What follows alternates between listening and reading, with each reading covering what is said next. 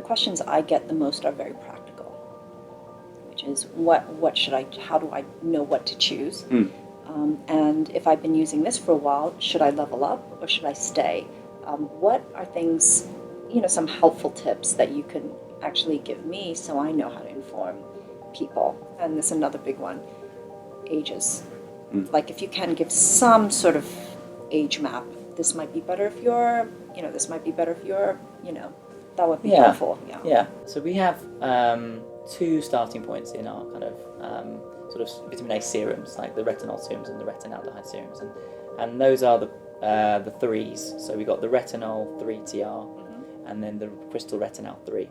That seems to be the level where most people can just sort of jump in and then work your way up. So we recommend choose one of those forms.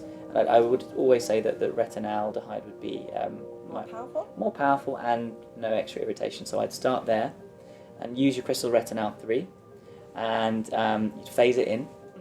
Phase in the application, definitely. So twice a week for the first 2 weeks, then every other night for the next 2 weeks. Even with the crystal retinol? Yeah. We think it's best to do that. Just in case. Phase it in. Yeah. Just phase it in, because you're going to have plenty of time to get up to nightly use. So after a month, you're on to nightly use, and then you finish that product, and if your skin's got on really well with it, then you can migrate to the crystal retinal 6. Okay. And then do the same thing, and then if you feel like you need it, if your skin's really well tolerated, then you can move up to the crystal retinal 10. You can actually just stay where you are if you're getting good results, and I'm wondering if it's the same. The same. Yeah, absolutely. Like the levels that we use with the 3 and the 6, they've been proven to do have their own effects. You don't necessarily need to move up.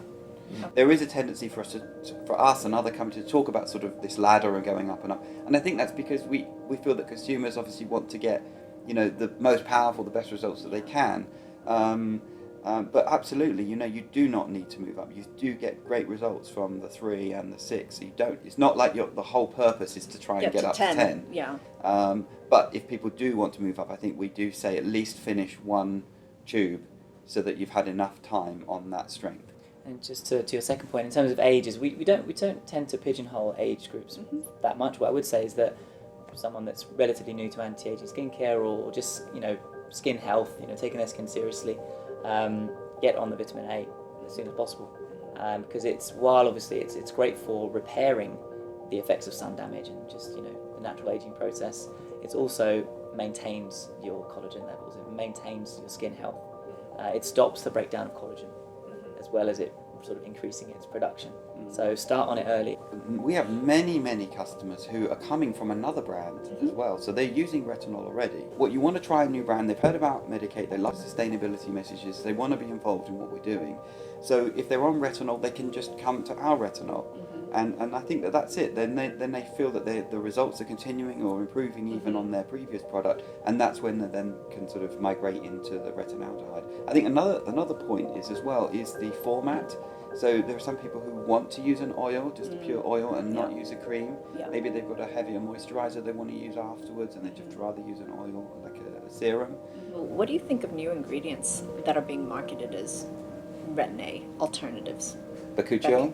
Yeah, however you pronounce it. Bakuchiol we like. So we knew about it, but the papers on it was just early days of testing, and we just felt, whereas with a different type of ingredient in a different sort of area, not CSA, that would have been enough.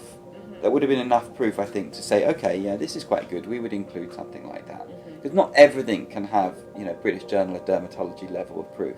Right. But because the CSA and the vitamin A is so important, we didn't really want to sort of we didn't want to put our name and our reputation behind Bakuchiol until it was further tested, and then recently there was the BJD study, the British Journal of Dermatology study, and it was really good data. So we're very excited about it.